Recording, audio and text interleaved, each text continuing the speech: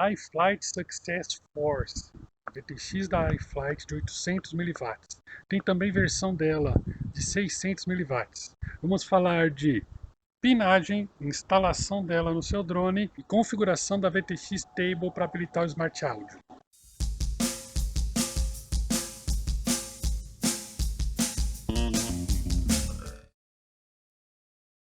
Fala povo que voa, Tom da MAB FPV aqui.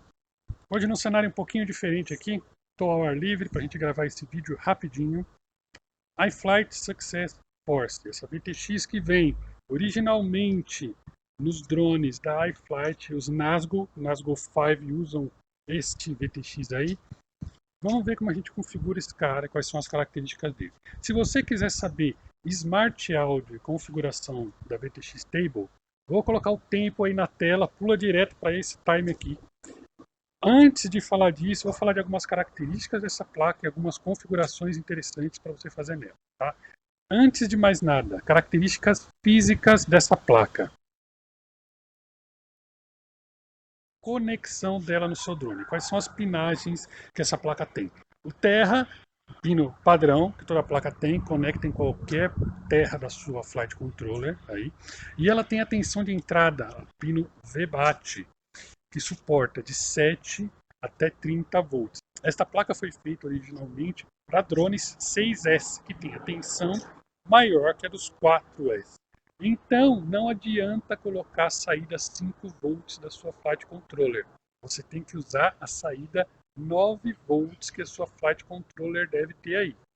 Se a sua Flight Controller não tem a saída 9 volts, não vai funcionar. Você vai ter que colocar uma plaquinha back para elevar essa tensão. Então tem que ser a saída 9 volts. Qualquer Flight Controller moderna de hoje tem essa saída, porque é o que os sistemas digitais de vídeo requerem. Então as Flight Controllers hoje têm saída de 9 volts, é provável que a sua tenha também. Pega essa saída 9 volts, conecta na VBAT dessa VTX, okay? Tem a entrada de vídeo padrão. Essa entrada de vídeo, você vai colocar a saída de vídeo da sua controladora nesta entrada de vídeo da VTX, ou coloca a saída da sua câmera direto nela, se você não quiser OSD, tá? Para você ter on-screen display, você vai ter que usar a saída de vídeo da controladora. E a câmera entra na controladora, na entrada de vídeo da controladora. Entra pela entrada de vídeo da controladora, sai pela saída de vídeo da controladora e entra na entrada de vídeo da VTX. Outro pino que tem nessa placa, o pino RX. Esse pino é onde você vai habilitar o Smart Audio. Okay? O que é o Smart Audio? Eu explico no detalhe o que é o Smart Audio neste vídeo que eu vou colocar no card aí, na tela, em algum canto. Nada mais é do que um protocolo em que você consegue controlar a sua placa de VTX através do display no seu óculos usando o seu rádio. Então a sua Flight Controller envia sinais para a VTX através desse pino. Não tem nada demais, não tem nada de complicado nisso aí. Existem dois protocolos para fazer essa conexão. Um deles se chama Smart Audio, é um protocolo proprietário. Okay? Quem inventou isso foi a TBS. E o outro protocolo se chama TRAMP, T-R-A-M-P, feito pela Immersion RC. Esta placa usa TRAMP, tá? Vou falar da configuração dela mais para frente. Então você vai usar alguma saída TX da sua Flight Controller entrando nesta entrada RX da sua VTX. E estou colocando aí na tela para vocês verem. Outro pino que tem nessa VTX é o pino 5 volts out. Isso é interessante. Se você precisar alimentar algum device com 5 volts, você consegue usar esta saída aí. Quer dizer que entra alguma tensão qualquer pela entrada VBAT dessa placa de 7 a 30 volts, okay? E ela estabiliza para 5 volts saindo neste pino aí. Você pode alimentar, por exemplo, a sua câmera, pode ser. Provavelmente esse pino foi pensado para este uso, para a câmera, mas você pode alimentar também qualquer coisa que requer 5 volts estabilizado. Okay? Essa saída é bastante interessante. Não se acha sempre esta saída nas placas VTX. Provavelmente esta aí foi pensada para alimentar câmeras. Tá? Vamos falar de algumas coisas físicas que essa placa tem. Olha só a disposição deste conector da antena. Tudo para dar errado na primeira pancada. Tá? Esta placa eu herdei, eu arrematei de sucata de um piloto que bateu o drone e quebrou justamente este pino aí. Tá? E eu consegui recuperar depois de muito esforço e muita sorte.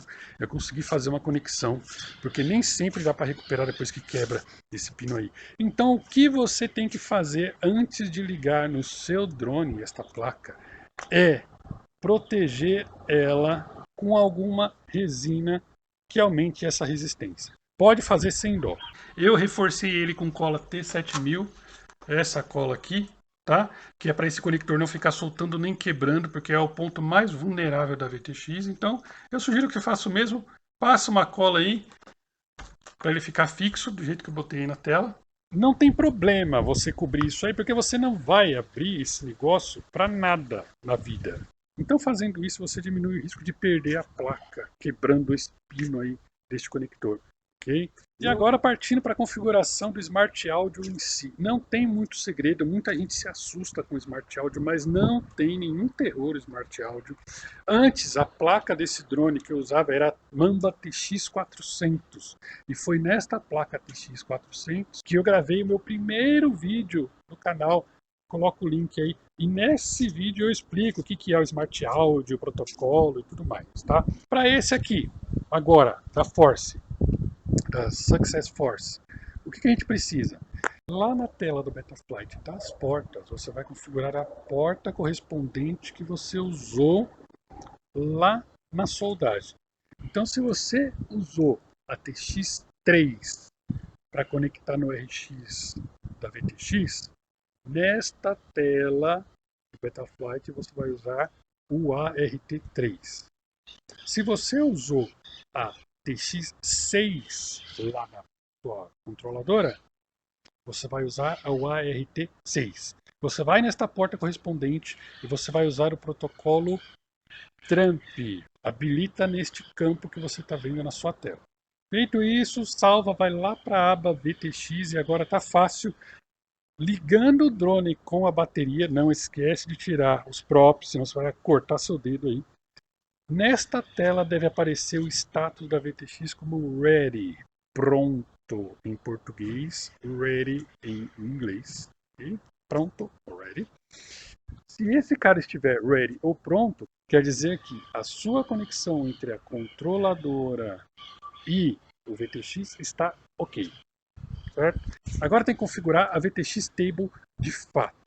A VTX Table você pode configurar de duas maneiras. Ou digita na mão os valores nessa tela, ou baixa a VTX Table no site da iFlight. Eu não achei uma VTX Table consistente para esse cara. E toda vez que eu usei VTX Table, deu errado. Tanto nesta placa, quanto quando eu fiz lá a da TX400 da Diatonic. Às vezes acontece da Flight Controller não acatar todos os comandos. Então, eu prefiro digitar manualmente os valores aí na tela. Tá? São os mesmos valores de frequência e potência que tem no manual de uso da VTX. Tá? Então você pode pausar esta tela agora e digitar exatamente estes valores que estão aí na tela, nesta aba do Betaflight. Você vai perceber que na potência, na última potência, ao invés de 800, está 600. Essa foi a única maneira que eu encontrei de funcionar essa potência mais alta, tá? Ele não acatou como 800. Eu procurei alguns fóruns da internet, usa 600 na potência mais alta ao invés de 800, que ele acata. Como é que você vai testar isso? Depois de salvar essas configurações, você vai lá no seu rádio, com o drone desarmado, você vai usar yaw para a esquerda, pitch forward, pitch para frente. Vai abrir um menu e você consegue nesse menu configurar o seu rádio. Tá?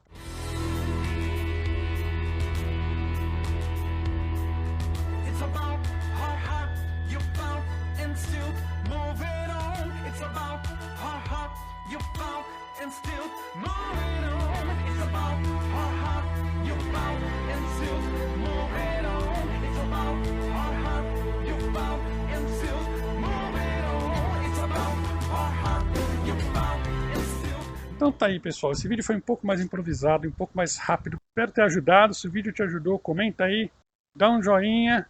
Obrigado pelo prestígio. Até o próximo voo.